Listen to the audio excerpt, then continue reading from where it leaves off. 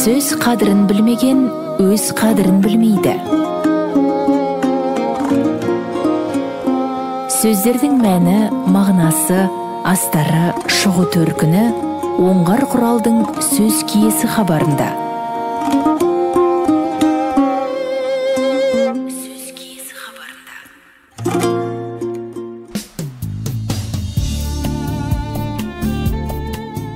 Ассалаумағалейкум, құрметті радио тыңдаушылар. Өткен хабарларымызда еліміздегі бірқатар жер-су атауларының шығу төркініне тоқталған болатынбыз. Онда тарихи атаулардың этимологиясын зерттеп жүрген ғалым, Абай атындағы Қазақ ұлттық педагогикалық университетінің профессоры, филология ғылымдарының докторы Гүлбану Қосымова өзінің тың ізденістерін, жаңаша ой пайымдарын ортаға салған еді. Рет келіп тұрған соң Гүлбану Сейілбек қызынан қазақ деген атау қалай пайда болған дегенде сауал қойған едік. Бұрынғы соңғы зерттеушілердің қазақ атауына байланысты ондаған нұсқалары мен тұжырымдары бар екендігі де белгілі. Қазақ атауы 7-8 ғасырларда Таң патшалығы тарихында Қаса, Хаса түрінде жазылған екен. Ежелгі Қытай жылнамаларындағы Үйсін, Усун яки Асу деген ұлыс аттары қазақ атауының дыбыстық баламасы делінеді. Шоқан Уәлиханов қазақ сөзі әскери термин ретінде қолданылып, ер жүрек, батыл деген мәнді білдіргенін баяндайды. Қазақтың 19 ғасырдағы фольклор зерттеушісі Әбубәкір Диваев қазақ деген сөзді қаз және ұзақ деген екі түрлі құстың атынан бірігіп қазақ болып қалыптасқан дейді. Ол тағы да бір пайымдауында қазақ сөзінің әсілі еркін жүрген адам деген ұғымнан алынса керек. Оны халық аңызынан толық аңғаруға болады деп тұжырымдайды. Ал қазақтың ұлы ақыны және ағартушысы Абай Құнанбайұлы өзінің қазақтың түбі қайдан шыққаны туралы деген әйгілі қара сөзінде арабтар Орта Азияға жорық жасап келгенде көшпелі халықтарды Хибани, Хузағы деп атапты. Хибани киіз шатырда жүруші деген екен. Хузағы дегені өз жұртында Хузағы деген көшпелі халқы бар екен. Соған ұқсатып айтқан екен. Сол уақыттың бір ханы көшіп келіп жатқанда бұларды көріп, міне мыналар шынымен қазақ екен депті. Бұрын өздерін үліс дейді екен де жүре береді екен деп жазады. Қазақ атауы қаз, құс және ақ, аппақ деген сөздерден шыққан, яғни аққаз деген де болжамдар бар. Касах, касахия, касак, кашак, касок деген де нұсқалар бар. Бұдан басқа да бірнеше ұстанымдар кездеседі. Енді хабарымыздың қонағы Гүлбану Қосымованың қазақ атауының шығу төркіні туралы ой тұжырымдарына кезек берелік. Гүлбану Сейілбек қызы, бізде ел арасында еліміздің ұлттық титулы дейміз ғой, қазақ деген атаудың шығу төркіні туралы әртүрлі пікірлер бар. Қаз ақ екен дейді, қазға байланыстырып жазады. Қас сақ екен дейді, қай сақ екен деп. Жалпы сіз енді мынау этимологияны зерттеп жүргендіктен, сөз төркінін, атаулардың төркінін зерттеп жүргендіктен сізге бұл көбірек мәлім болуы мүмкін. Сондықтан осы қазақ деген атаудың қайдан шыққандығы туралы айта кетсеңіз. Қандай тамаша сұрақ, оңғар. Мені мазалайтын сұрақтың біреуі. Себебі қазақ деген атаудың қайдан шыққандығы жөнінде 100-ден астам жорамал бар. Сұмдық қой енді 100-ден астам жорамал жасау деген. Бір ұғымға келіп тірелмеу деген, бұл оқырманды жалпы қазақ деп аталатын халықты шатастыру ғой, былай қарасаң. Сондағы европалық зерттеулерге сүйенетіндер, мысалы көбінесе ресейлік зерттеулерге сүйенетіндер, басқа да терең зерттелмеген деректерді де қабылдап алатындар қазақ деген атаудың этимологиясын дөп басып айта алмай келе жатыр.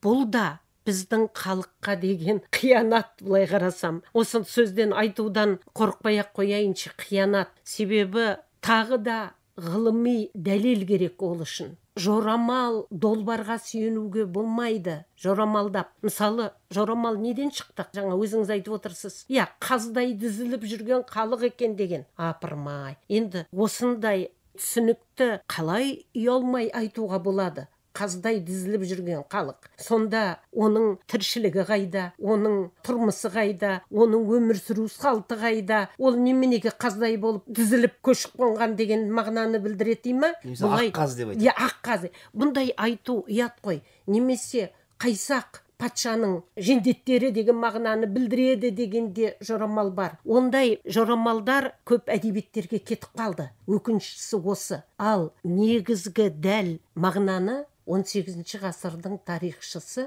үлкен тарихшы Ақынжанов берді. Бұл Ақынжановтың айтуында қазақ екі компоненттен тұрады. Әрбір атауды, күрделі атауды компонентке бөлу осы үшін маңызды. Ылғи қандай дербес сөздерден тұратынын аңғару керек, білу керек соны. Сондағы қаз, сақ екі компонент. Бірінші компоненті қас.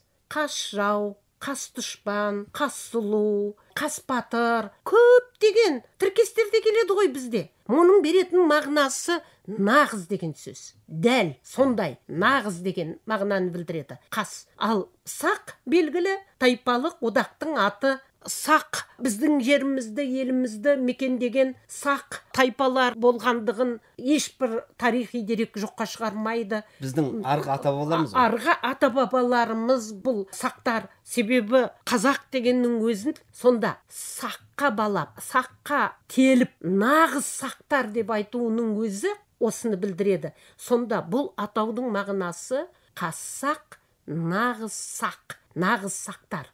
Яғни, сонда нағыз сақтар дегеніміз кімдер? Сонда қазақтар.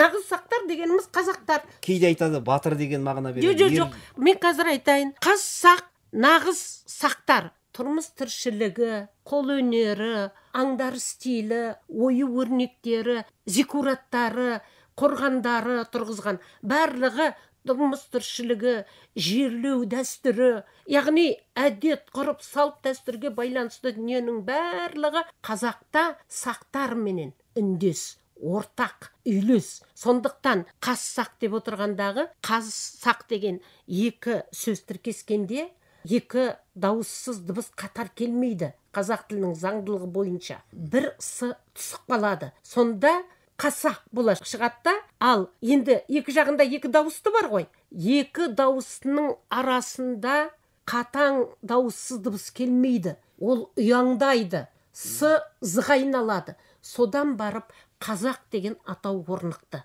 Мен түсінбейтінім, жай сақ бар да жаңа нағыз сақ бар ма? Бұл жерде қалай? Жоқ, мынандай мағына. Қас дегендегі нағыз сақтар дегенде дәл сақтар, сақтардың өзі, соның тура өзі деген мағынаны білдіретін сөз. Қас сұлу дегенде нағыз сұлу дейміз ғой біз. Қас батыр дегенде нағыз батыр дейміз ғой. Қас дұшпан дегенде нағыз дұшпан. Сұлудың өзі, батырдың өзі, батырдың өзі, тура өзі, дұшпанның өзі, сақтың өзі қазақ. Осылай айтуымыз керек, осылай түсіндіруіміз керек. Сондықтан әртүрлі долбарға сүйенбей, әртүрлі нәрселерге. Мен қазір студенттерді, магистранттарды оқытам ғой. Сонда олардың көбісі білмейді осы мағынаны. Айтсам таң қалады. Демек, сіздер бұны көбірек айтуларыңыз керек, жазуларыңыз керек қой. Сол ғой, сол айтып отырмын ғой. Жазуы айту керек. Осы бір 5-6 айдың көлемінде менің қолыма бір еңбек түсті. Қолжазба түсті. Осыған пікір білдіріңіз деді. Ол қолжазбаның мақсаты жақсы. Маған ұнады, мақсаты айқын. Яғни, көне түркілердің ұрпағы ретінде қазақтарды шумерлермен байланыстырғысы келеді. Бұл айтылып жүрген нәрсе, қазір кеңінен қозғалып жүрген нәрсе. Шумерлердің өзін сақ-гик деп атаған. Яғни, бұнда да сақ деген атау бар. Көрдің ба? Массагет, сақ дегендегі сақ-гик, қарашаштылар, қарабастылар. Яғни, бұл өз алдына бір әңгіме. Бұдан да мен кітап жаздым, бұдан да зерттеу жүргіздім. Шумер тіліменен көне түркі тілін салыстыра зерттеп, көне түркі тіліндегі сөздің даму жолдарын қазақ тілімен байланыстырып, онда да зерттеу жүргіздім, одан да кітап шығардым. Бұл өз алдына бөлек әңгіме. Міне осы қолжазбада қазақ деген сөздің атауына қате ұғым түсінік берілген. Қаз дегенмен байланыстырған. Осындай көп деген ру тайпалардың атауларын қате түсінік берген. Сондықтан оған мен бұл күйінде бастырып шығаруға болмайды. Қайтадан ізденісті қажет етеді, терең зерттеуді қажет етеді деген қорытынды жазып бердім. Менің айтып отырғаным кешегі дүние, осы 5-6 ай бұрынғы дүние. Сонда біз қазақ деген атау қайдан шықты дегенді айтып жүрміз ғой. Ақынжановтың пікірінің еленбей, ескерілмей қалғаны өкінішті ғой енді. Осыған тоқтам жасамауымыз біздің түсінікті болды. Қазақ деген сөз қас сақтан шыққан. Нағыз сақтар. Бұл ең соңғы пікір ғой. Ең соңғы пікір, мойындалған пікір. Бүкіл тарихшылар тұрғысынан, археологтар тұрғысынан, филологтар тұрғысынан, түгел ғалымдар тұрғысынан мойындалған пікір және тоқтамға келіп нүкте қойылған пікір. осыдан айнымауымыз керек. Дұрыс. Әрине бұны және насихаттау керек. Насихаттау керек. Себебі жаңа өзіңіз айтпақшы, тіпті ғалымдардың өзі шатасып жүр. Сіздің осыны мәселе етіп көтергеніңізге рахмет. Жақсы, рахмет. Сонымен тарихшы Мұсатай Ақынжановтың пікірі бойынша қазақ деген сөз қас және сақ деп аталатын екі сөзден құралған. Қас шын, нағыз деген мағынада. Сақ деген Орталық Азияда ерте заманда өмір сүрген көшпенділер болған. Демек қазақ сөзінің мағынасы нағыз сақ, шын сақтар. Хабар қонағы Гүлбану Сейілбек қызы бұл ең соңғы анық дәл нұсқа деген тұжырым айтады. Шынында біз өз ұлтымыздың тарихи атауының қалыптасуы туралы ортақ бір тоқтамға келетін уақыт жетті деген ойдамыз. Хабарымызды одан әрі жалғастырамыз. Сөз киесі хабарында кей сөздердің шығу төркініне үңіліп отырамыз. Ажа, қазір сияқты сөздердің қалыптасуы туралы филология ғылымдарының кандидаты Төлеубек Зайсанбаевтың пікірін тыңдай отырыңыздар. Бізде қожа демекші, мысалы, әй дейтін әже жоқ, қой дейтін қожа жоқ деп жатады. Немесе ай дейтін ажа жоқ, қой дейтін қожа жоқ деп жатады. Осы жердегі негізгі түрік тілінде ажа.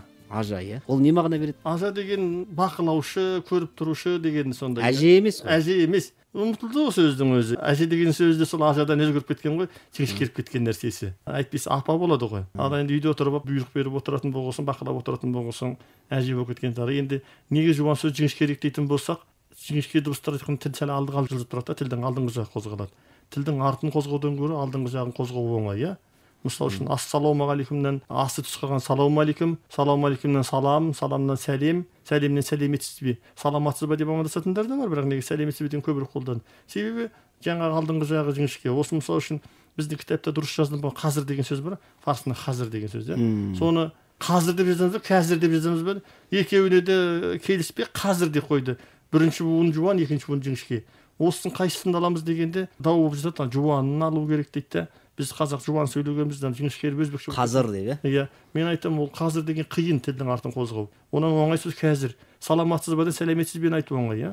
Ажымнан гөрі әжімді айту оңай. Сондықтан жіңішке нұсқаларын алған дұрыс деп ойлаймын, ол айтуға жеңіл болады. Мына өзі тілдің бір қасиеті, неғұрлым күш көп жұмсамай қысқартуға тырысады да. Мысалы үшін едім демейді, ем дейді, көрген ем дей саламыз, иә. Тіпті Абайдың өзі қолданады. Сен жаралы жол барыс ең, мен киіктің лағы ем. Едің ғой, едім деген. Бұның саны келтіру үшін бұл жерде қолданып тұр. Барамын демейміз, барам дей саламыз. Алып кел деймеміз, әкел дей саламыз, иә. Негізі адам сөйлеген кезде үнемдеу керек қой, күш жұмсамау. Еріндестігін ұмытып барамыз да, көбелек деп сөйлеу керек, өлең деп, жастар көбелек деп сөйлейді, жазу бойынша өлең дейді. Осыны байқаған европалықтар, қазақтар жалқауға барып, ерінді қозғағысы келмейді, көбелек, өлең деп айта салады деп. Ол аз күш жұмсауға сөйлеген кезде жаңағы дыбыстау мүшелерін несіне қарсы қозғай және үндестік заңына да келіп тұр ғой. Айтқанда оңай айтылады. Оңай айтылады, иә. Ұйқасып тұрады, үйлесіп тұрады. Күмбірлеп тұрады. Қазақ тілі негізі күмбірлеп тұрады, қоңырын дейді ғой. Күлдір кісінеген сияқты. Ал қазір жастар құлақты кеседі. Нұрмұқастан айтады,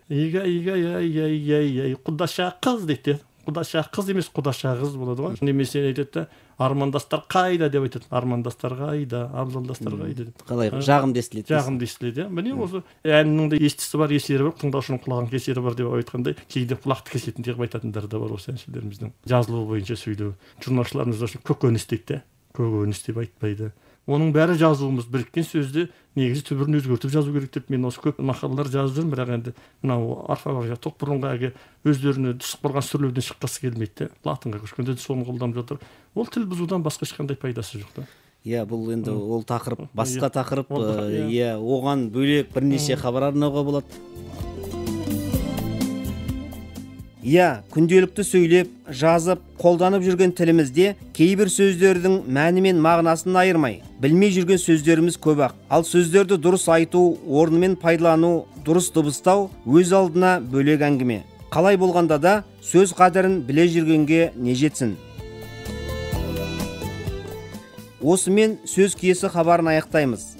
Хабарға Абай атындағы Қазақ ұлттық педагогикалық университетінің профессоры, филология ғылымдарының докторы Гүлбану Қосымова қатысып, қазақ атауының шығу төркіні туралы ойларын ортаға салды. Сондай-ақ филология ғылымдарының кандидаты Төлеубек Зайсанбаевтың кейбір сөздердің мән мағынасы туралы түйінді пікірі берілді. Хабарды әзірлеп жүргізген Оңғар Құрал, музыкамен көркемдеген Ақзер Қазыбек қызы. Әуе толқында келесі кездескенше сау, сәлемет болыңыздар.